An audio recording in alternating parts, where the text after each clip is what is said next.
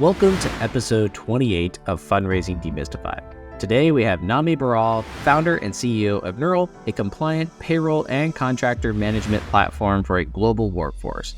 They've already raised $7 million after selling her previous company for a successful exit. Nami shares what it's like starting her next company after exiting her previously VC-backed company, a company called Harvest, an AI super agent that helped consumers reduce their debt. She sold to Acorns in 2020 after raising $4 million in venture capital. She explains the importance of understanding the venture landscape and how to play the game to raise the capital from the right people. She emphasizes the importance of finding a mentor that is just a few steps ahead of you, but not too far, so that they understand what it's like in the early stages of building a company. Nami has an incredible story, and I'm so glad she got to share it with us. And if you're not already subscribed, be sure to subscribe to our newsletter and our weekly release of this podcast by going to join.thunder.vc. Again, that's join.thunder.vc. Now, onto the show. Hi, everyone. Welcome back to Fundraising Demystified. Your host, Jason Kirby. And today we are hosting Nami Baral with us, the founder and CEO of Niural. Thanks for joining us, Nami. Thank you for having me, Jason. It's so great to be here. No, I'm excited to hear your story and have the founders that are listening today kind of learn what you did to kind of raise $4 million for your previous venture that led to an exit and $7 million for your current venture. So If you can go ahead, just kind of give us the background story. How did you get started and, where are you at today? Yeah, absolutely. So I'm Nami. I'm founder and CEO of Niural. Niural is an all-in-one platform for modern U.S. payroll and contractor management and AOR in 150 plus countries. So really, the motivation behind building Niural is this is my third startup. Right. The first one was as a non-founder, but as an early member of the team.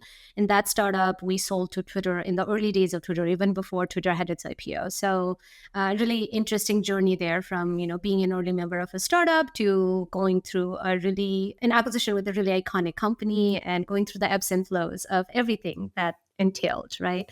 And then after spending several years at Twitter, I decided to kind of get back into the building game again with my last startup, which was Harvest. Harvest was one of the original AI super agents that leveraged AI way before ChatGPT.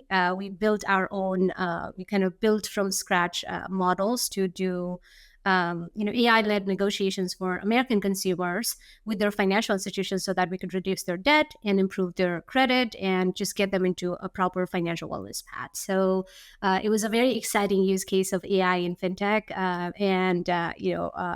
really had a ton of fun building it, as well as the product became really, really popular and we really scaled up very, very quickly, and that led to a very successful exit in towards the end of 2020 when we sold the company to Acorns. And then once a founder, always a founder, right? After selling the last company, I was really looking at how you can leverage all of the learnings from the things that I had built in the past to build a generational company in something that I think only repeat founders can build things of this level of complexity. And to me, that was really global payroll and HR, right? Like traditionally known to be a very boring and antiquated industry, not a lot of innovation happening, kind of dominated by dinosaurs, who had been built in a completely different era. But the landscape of how modern workforce works has changed drastically in the past 20 years, and especially post-pandemic, right?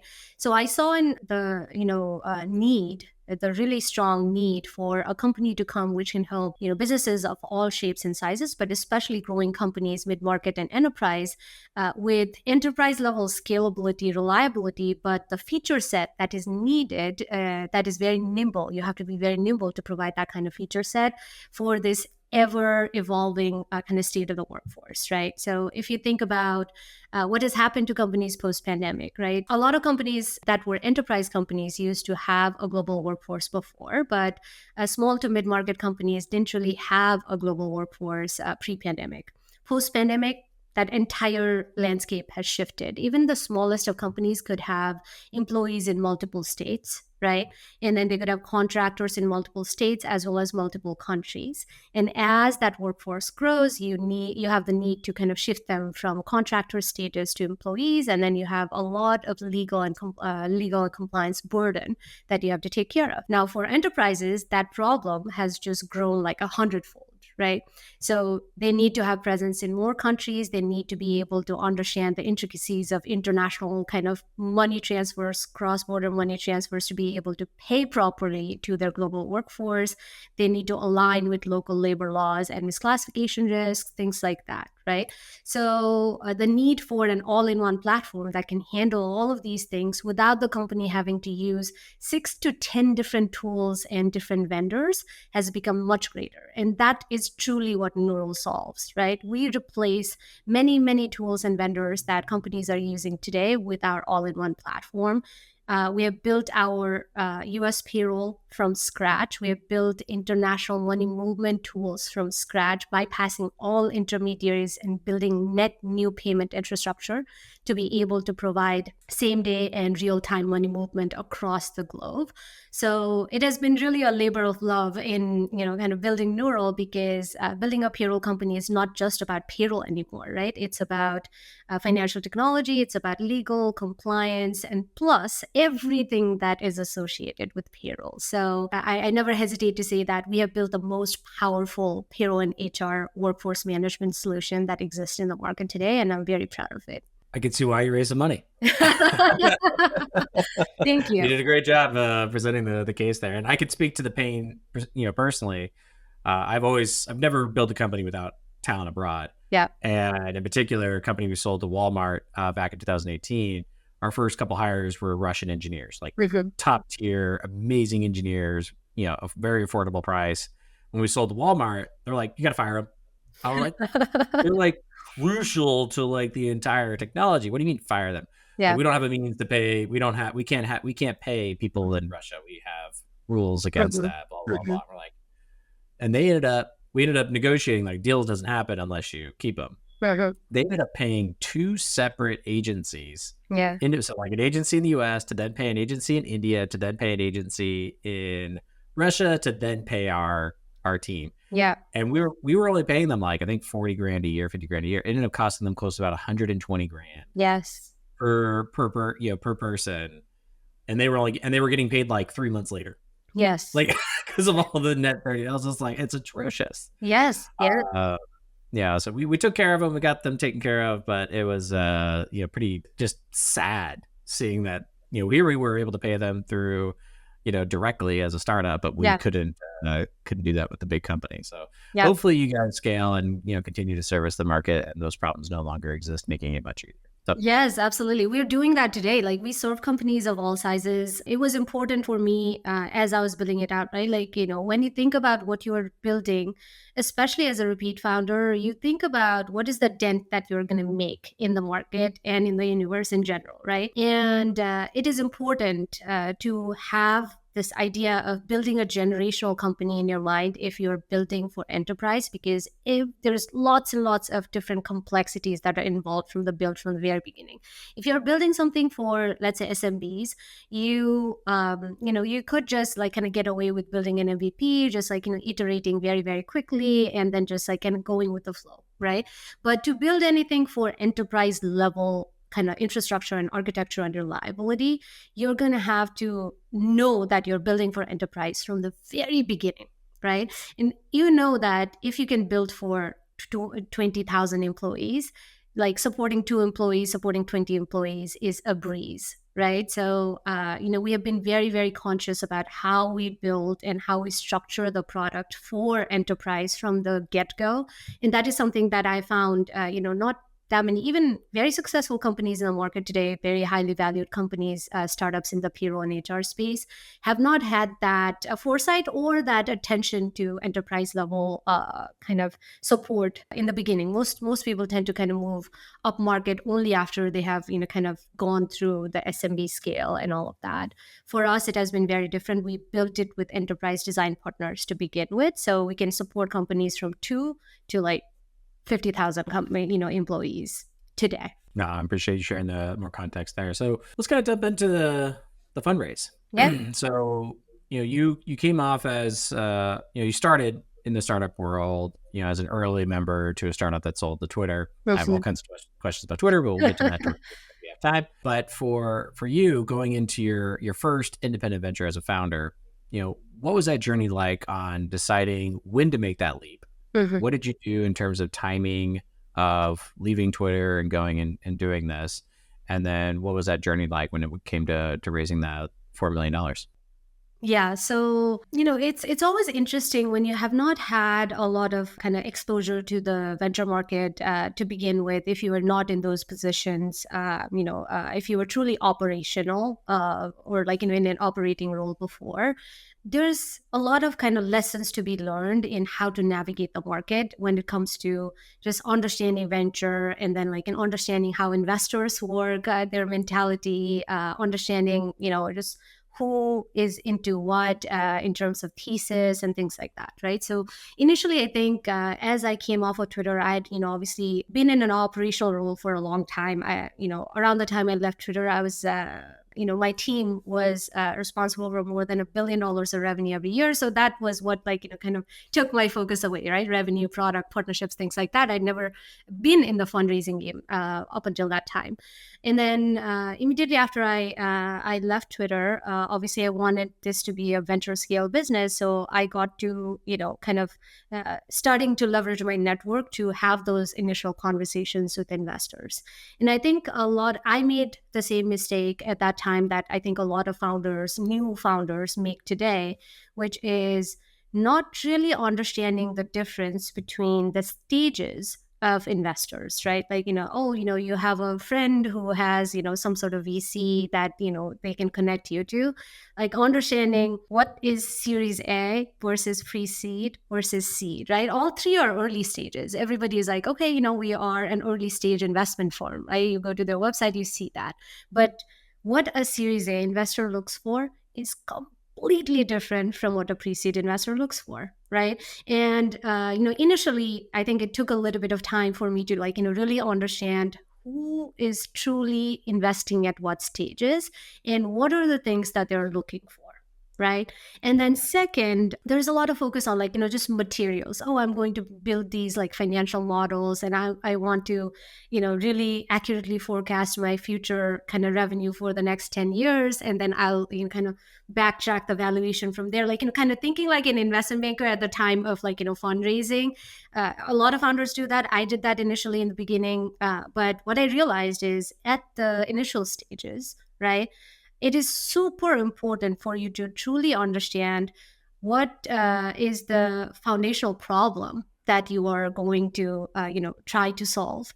How are you going to, really with a data-driven methodology, going to solve those things initially with very little resources and, just time in your hands, right? And then being able to communicate properly that vision and that thesis and how you're going to attract and hire and retain great talent when you don't have a lot of resources at your disposal. I think those are the more critical pieces than, plugging numbers into a financial, right? Especially at pre-seed and seed stage, because nobody is going to really go row by row into your financial model. That is not the most important thing, but how you tell the story, how you talk about, the future metrics that are going to be important for you, how you're going to do go to market, how are you going to monetize. Having a very comprehensive understanding of the metrics that you are going to face in your startup, and having a story about how you'll succeed in this business despite the lack of resources as a startup. I think that is the much more critical piece that I think founders should work on. And I think you're 100% right. And you're speaking from a place that now because you've done it. Exactly. What was your position back then when you were doing it? Did you consult other successful founders? Did you kind of fail a couple times and figure it out? Or did you just kind of get lucky? Like what was that experience like, at least for Harvest, when you were first kind of going out for that round? Yeah. What was your strategy? What did you learn? What didn't work? That kind of stuff. Yes. Getting lucky is you only get lucky when you work hard, right? So you have enough conversations, you build enough momentum, you build the right relationships. I think they start panning out after a while. But initially, I think, the community that I really got a lot of help from was other founders, right? Because once again, you always want to have some sort of mentor who is at least one or two steps ahead of you, not too far, but at least a couple of steps ahead of you, so that they can tell you and help you with the mistakes that you're about to make, and like help you avoid them, right? So after obviously beginning the journey with Harvest, initially the focus was really on getting the right team on board, right? So for that, obviously, really leveraging the network and making sure that there were people building the product while I was out there fundraising were super, super, super critical. But then second, I really leaned on, kind of getting advice from this, other founders who were a couple of stages ahead of me, and really learning from their experiences and not being afraid to ask questions, right? Making an entire investor list and, going to them and saying like, okay, truly, is this person going to waste my time because they're not at the stage where they will be investing, right? This is just a relationship building conversation versus a true investment lead. I think those are the kinds of things that other founders can help you just filter quickly and help you kind of reduce the wasting of time you'll do from some of these non-important conversations. Well, I have to do a quick plug for Thunder, because that's exactly what our tools do, is tell you who's actually deploying capital into what you're building at this given time, and where it's scored and appropriately to that scale.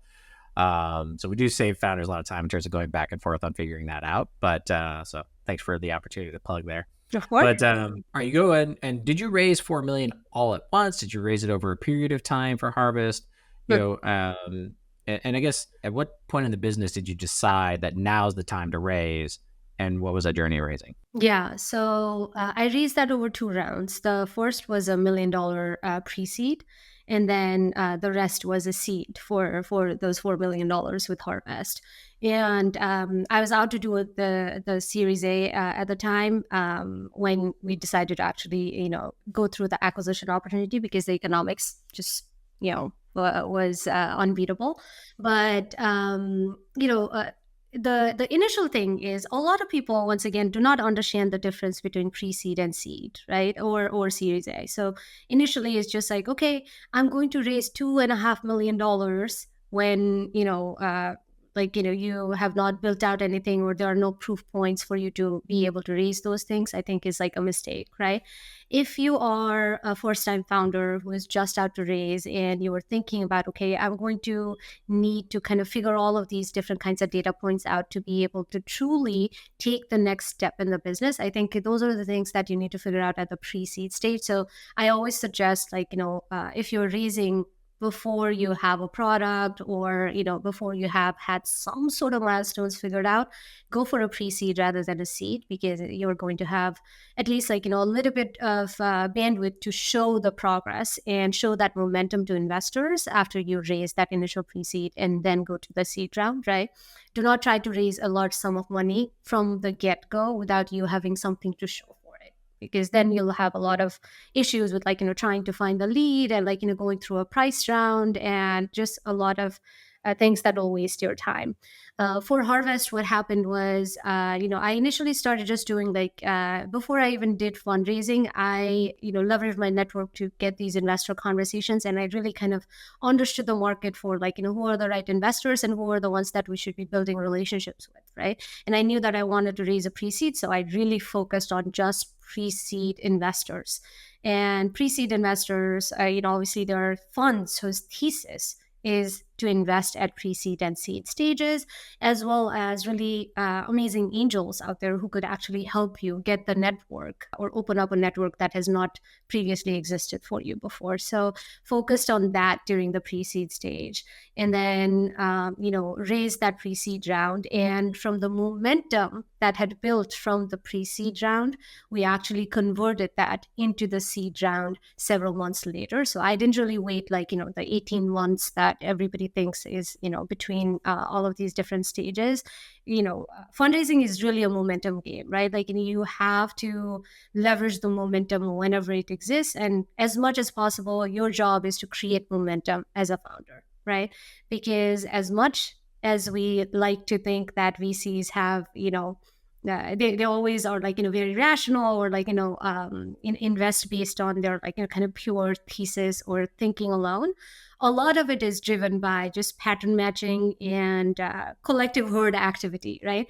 They hear from somebody else that hears from somebody else that they're super excited about this particular founder or this particular startup, that somebody else is, leading the round. And then there's this FOMO that is created, and you have to be able to kind of leverage that momentum whenever you are doing fundraising. If there is no momentum, then I don't think you can have a successful fundraise. So try to create that momentum in whatever mechanism you can.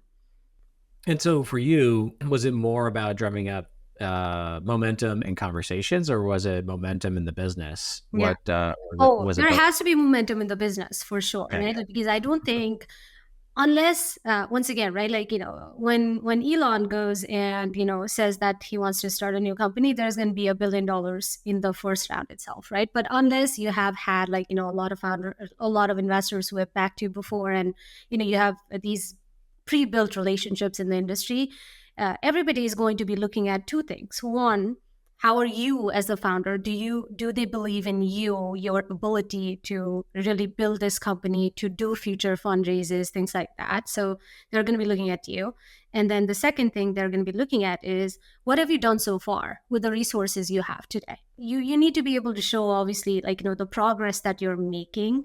And that progress you have to make with or without fundraise, right? So the business has to have momentum in some way. It could be that you have done, certain kinds of experimentations, and there are certain, I guess, like good results that you've gotten from the experimentation, and you need additional funds to kind of get to the next level of, just scaling whatever you have found has worked. Have you signed a new partnership? Have you had a really interesting conversation and gotten to, really generating your pipeline for certain kinds of, sales processes? Is it that you have gotten into, you have gotten external validation through, maybe you got into YC, maybe you got into Techstars, like, there are other kind of validating factors that have come into play, right? It's not one particular dot, right? It's how those dots form the line, and you have to show that momentum in the business itself. But then also, it doesn't happen in vacuum. You have to continue to have these conversations with investors who can follow along your progress from the initial time they had a conversation. So if you met with an investor 3 months ago, you meet that investor today, they're going to ask you, what has changed in the last 3 months? You better have a really, really good story about what you have been able to do in those last 3 months, because then that gives them the confidence to really, really back you as a founder if you have used those months and resources well. Did you know that most founders waste days of their lives chasing the wrong investors? Well, as a founder, you know your time is your most valuable resource. Don't waste it on the investors that aren't going to write you a check. Here at Thunder, we built a free tool that identifies exactly which VCs are worth your time to pursue. We score your company against 3,500 VCs and family offices that have been vetted and are actively writing checks into companies like yours. Get your AI recommended list of investors that will look like this absolutely free by creating a free profile at Thunder.vc. You can upgrade to premium to download this list, export it to any tool you wish, and get their contact information and access the data on their portfolio companies to map out a path to warm intros and build your founder network. Sign up for free at Thunder.vc. Now let's get back to the show. So you kind of shared an amazing background in terms of what you did and what could work for other founders. But I would say, what was like a mistake that you made in your fundraising process? And we've been mostly talking about Harvest at this point, but you're welcome to talk about Niural. What were some mistakes that you made in the fundraising process that you looking back, wish you could have done differently? Yeah. Initially, I definitely went and had conversations with investors who were in different stages than the one that would be investing at the stage. Like, for example, at the time when I started the fundraise, at this point, now, like looking back in hindsight, I know that that was the pre-seed stage. But then at that time, I didn't really know who was a true pre-seed investor versus a seed investor versus a Series A investor, right? So I just looked them up. They would mention, early stage investing. So you just take conversations with Series A investors. That was like my number one mistake, right? Like, why have conversations with Series A investors? Series A investors look for completely different milestones than what pre-seed investors look for.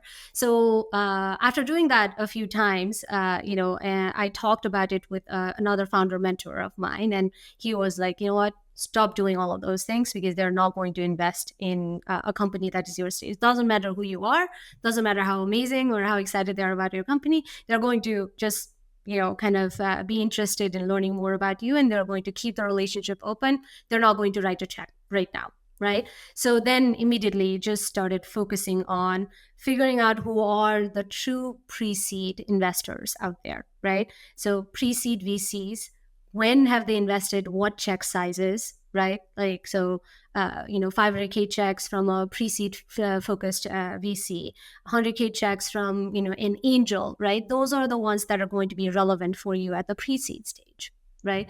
After realizing that mistake, I obviously focused my efforts on having conversations with the right stage investors, and that obviously led to a lot more conversions than I had previously.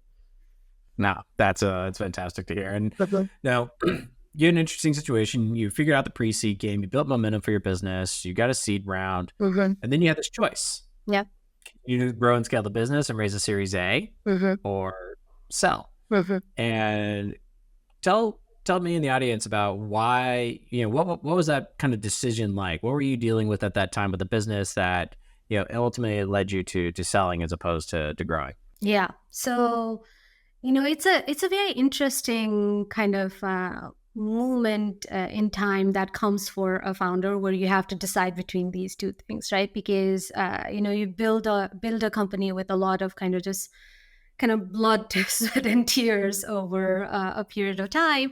You never want to sell that company. But at the same time, I think the opportunity that comes in front of a founder, especially if you're succeeding, right? I mean, many founders may not have options. The good thing that happened with me and Harvest was I had a lot of options ahead of me. We were very close to profitability. We had grown our ARR drastically, especially during the pandemic when most other companies were, kind of struggling at that time, right? But we were really had amazing growth at that time, and then we didn't need the money to even go out and do a Series A raise. But then once again, when you think about, building venture scale businesses, you're like, okay, let me just fuel this growth more. And since we were able to do it capital efficiently, we were very, very close to profitability as well. We had 12 years of runway at the time we sold, right? So because of all of those things, like I had a lot of options ahead of me, and I was not actively thinking about selling the company either. Right. It came naturally as part of actually a Series A conversation. I'd basically written to my investors that, hey, we have got really amazing metrics lined up. I think it's the right time to go do a Series A. And I gave them a heads up that, like, let's start those conversations. And one of the investors on my cap table happened to be the founder of Acorns, and he was like, hey, before you do any of these conversations, can we have a call, can we have a separate discussion? One thing led to another, and obviously everything made sense for everybody involved, and that's when we decided to really, I think I was faced with that choice of, do I continue to build and do this for the next 5-6 years alone, given that we have a lot of metrics to back this up and this can be an independent, successful company on its own, versus partnering it up with somebody else, obviously early liquidity and exit for the team and investors and good economics for everybody involved. But more importantly, can we do this in a much shorter time frame than going at it alone, right? And so while making that, I guess, choice, obviously the selling conversation became just a lot more kind of interesting and attractive. So that's what kind of led to the sale. That said, the day I sold the company, honestly, like a flood of emotions, right? Like, you always, it's not an easy choice to honestly sell a company, especially when the company is doing well. Yeah, and I think it's really interesting for you to share that perspective, and just kind of, a lot of founders dream of that moment, but as you said, it can be very emotional. It can be very either concerning about what do you do next, or very liberating Yeah. after the fact, or just confused because now you got to. So for you, was it a deal where you had to stay on and you stayed on for a while, or was it kind of like a cash deal and you were out the door? Kind of what happened, after the exit for you, and it seemed like you quickly turned around into your next venture. Yes. So it was a mixed deal. There were a lot of incentives built in for me to kind of stay at the acquirer for some time. And at the time, when I sold the company, I thought that I had negotiated a really great kind of exit package as well. Typically you're supposed to stay there for 4 or 5 years, things like that. I had a shorter window in which I had to, stay at the acquirer, but then I had every intent of staying there because I truly believed in the mission and the value of the company, and I really loved the executive team of the company that acquired Harvest. And so, once when that happened, I had every intention of staying there for the next at least 2 years. But then after I started, kind of, doing that for a couple of months, so, you have this kind of building mentality that comes very strongly, right? And I was aching to build again, because building products versus building a company are two different things, right? When you sell your company to another larger company, you're mostly building new products, but not necessarily building a new company, right? And to me, I was, really thinking about, I had a lot of different ideas in mind, and I obviously wanted to make sure that my team and the product that we had built at Harvest has, longevity and finds a home, a proper home at the new company, and then that the new company is successful. But then at the same time, there were so many things that were going on in my head about, okay, do I truly enjoy what I'm doing today versus, do I go out and build? And, the going out and building another company, starting all over again, that was just such a strong force that even those 2 years, I didn't stay there for the full 2 years. I was a year was done, and I was like, you know what? I got to go and build this other thing, because I was literally waking up all night thinking about this new product, and I was getting really, really passionate about building Niural. And why waste time, right? Everything is an opportunity cost at the end of the day. Yeah, I think it's a challenge for founders to kind of stay put post acquisition. Yes. I was guilty of that when Walmart acquired us. I was really excited about the opportunity, lived and breathed it, thought it was going to be amazing, and then they shifted directions and basically shut us down, which was just heart crushing. Just crush your soul. Situation. But quickly got back into it and started building a new company with, some people, and it was just gave such a greater sense of purpose than, kind of sitting around and being another cog in the wheel. It could have paid me great. It would have been great, safe, reliable income, but it was just, no, I gotta get back into it. So I can totally relate to you on that front. So now, you decided to leave Acorns at this point, leave your baby behind and start a new baby. Tell us about that journey, and kind of give us some insights of the timing of kind of when you conceptualized to when you kind of made the decision to leave Acorns, and when you raised money and at what point. Mm-hmm. So, the idea behind Niural, I had been thinking about this for a long time, even before I started Harvest, because, once again, as a founder, there's so many things that you think that you can, really build things to change, and you're excited about a lot of different things. You're passionate about a lot of different things. So this idea had been something that I was excited about from a while ago, but, at that time I chose to build build an AI and with with that negotiations idea in mind, rather than focusing on payroll and HR. But it had been kind of building up in terms of the relationships that I'd built over the years, and the thought had evolved in my head about how I truly built a generational payroll and HR company. Right? Like, it's crazy when you think about how can people be so excited about payroll and HR? I'm one of those really weird people who gets excited about payroll and HR because I really like, kind of building things that can reduce complexity, building complex products while kind of abstracting away the complexity, right? So it was something that I was thinking all the time. And when I felt, after I'd sold Harvest, I felt like I should truly be working on Niural and not wasting time on other things, right? So it happened slowly, and then it happened suddenly. There was a moment, almost around the year mark after I sold the company, that I was like, you know what, I've already spent a year. I sold my company a year ago. There's a lot of reflection you do, and then suddenly you feel this a very, very strong desire to you know what, time for a change, right? So that's what happened in terms of how the decision to now begin working on Niural full time versus just it being something that I work on the side, right? Now, thinking about fundraising for Niural was a completely different process than how I was doing fundraising for Harvest. The good thing about being a repeat founder is that you have already had investors who have backed you and they've made money, and you have obviously, especially after a successful kind of exit event, liquidity event, investors want to support you and want to back you again, right? So it was a much easier conversation this time around, because not just from the investors who had backed me before, but a lot of other investors had also seen, that what I had built with Harvest, I had that, kind of existing network, a lot of people who wanted to back me, put money into my next venture. So from the day I sold Harvest, I had been getting all of these investors reaching out to me. My own investors from the past were asking me when I was going to start a new thing, because they know founders, right? They knew that I'd be starting something soon.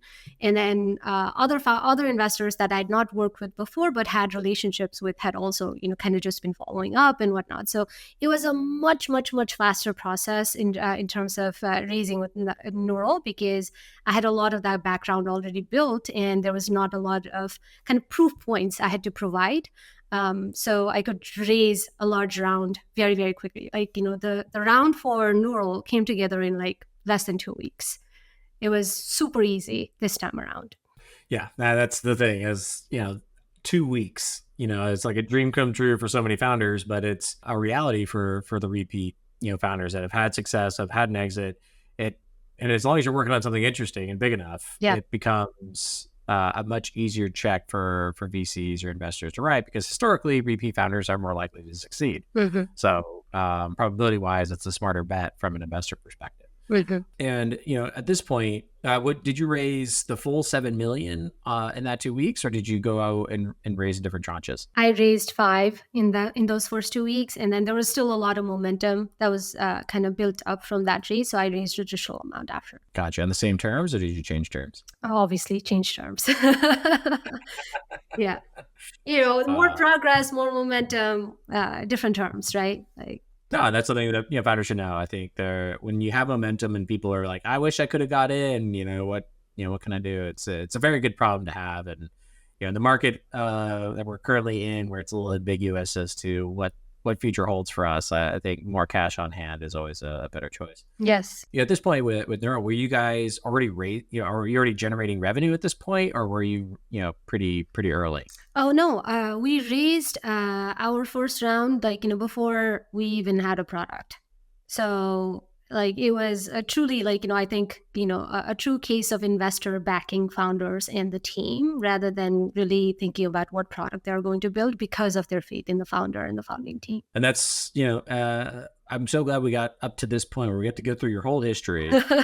And this is what people need to realize. A lot of founders, how do they just raise money overnight? It's like, well, because they put in the hard work and deliver results already. Yeah, I mean, the investors have known me for the last 5 years to be able to invest in Niural in a split second, right? I think that is the the more important piece. Once again, it's not a dot, it's a line. They saw the trend line that I was able to create for them. Well, it's a good way to put it. It's like, yeah, if you're a first time founder, like you just got your one dot. You don't know where that dot really ends. Yeah. Whereas, you kind of built that trajectory. So it's a lot easier to bet on. So I know we spent a lot of time talking about the fundraising history, and I'm really excited about that. But like, God, we can't ignore the Twitter drama. Just for fun here.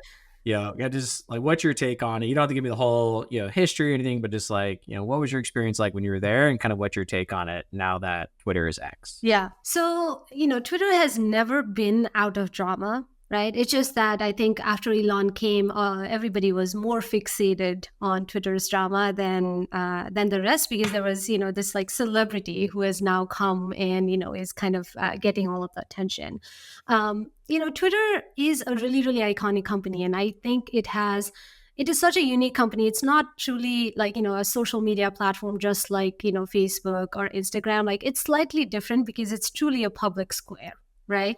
And, initially Twitter, when in the early days, especially when we had the IPO and around that time, it was very, very close to that thesis and that mission. Over time, once again, became a public company, focused on different things. The world's kind of political dynamics were very different at that time. And I think it fell into something, that trope of disillusionment that most companies go through, right? Like, I feel like that is something that also happened to Twitter. And there was a lot of stagnation. Like, I personally could feel it. And that's one of the reasons I left Twitter, because I felt like I was not that excited about kind of furthering the Twitter mission anymore. And I wanted to build something of my own. And I just didn't feel very intellectually stimulated at Twitter after a while, right? And, a lot of people stayed there, obviously, even after I left and everything. But I could feel, when Elon came in and he was bringing into light all of these different issues that were happening at Twitter, I was like, oh, I'm not surprised. Like, I'm glad that somebody is kind of doing something about it and truly trying to revive Twitter to like kind of its early kind of thesis of what it could be, right? Versus just like a failing social media company, right? So it was very exciting to see. But then once again, Elon is interesting and eccentric in his methods. I think some of his methods are interesting and some of his methods may not be that interesting, or, obviously it depends on how you hold things up to a court of public opinion based on who you are. But I do think that the changes that has happened to Twitter, that many of the changes that he's doing are changes that should have happened a long time ago. And I think these are, in general, net new positive changes. He's also bringing a lot of attention to Twitter, right? Like, there's just a lot more activity to Twitter just because it is Elon. He is definitely a very unique, eccentric guy. So it's always going to have his quirks, and depends on how you deal with it, I guess. I'm in your camp. I completely agree, and I appreciate you sharing that story and that insight. And Nami, it was amazing you having you on the show. Where can founders find out more about you and Niural? Yes. So, you can reach out to me at nami@niural.com, niural.com, niural.com. Once again, your all-in-one platform for modern U.S. payroll, contractor management, EOR in 150 plus countries. We, obviously as a founder myself, we love founders, would love to, just assist more founders as they scale up their businesses as well. So write to me if you, come to Niural, or if you sign up for Niural, write to me, and I'm sure we can give you some friends and family discount if you come from this podcast. So niural.com, niural.com. Awesome. Well, we'll make sure to include those notes in the show notes, and really appreciate you joining us today. Thanks for listening to the show today. We hope you learned something valuable. And if you did, be sure to let us know in the comments or by hitting that like button. And if you're a founder looking to raise capital, then join us at Thunder.vc. We provide a free tool to help you identify which VC, family offices, or lenders are the best fit for you using our AI. It will save you a ton of time from chasing the wrong investors. And since launching our free tools, founders that have joined our network have gone on to raise over $1 billion in financing. Again, you can find these free tools at Thunder.vc. And as a reminder, we release new episodes every week, so stay informed by subscribing to our newsletter at join.thunder.vc. Again, that's join.thunder.vc. And if you or someone you know has recently raised a round and want to share your story, please email me at jason@thunder.vc. And that's our show. We hope you enjoyed it, and we see you next week.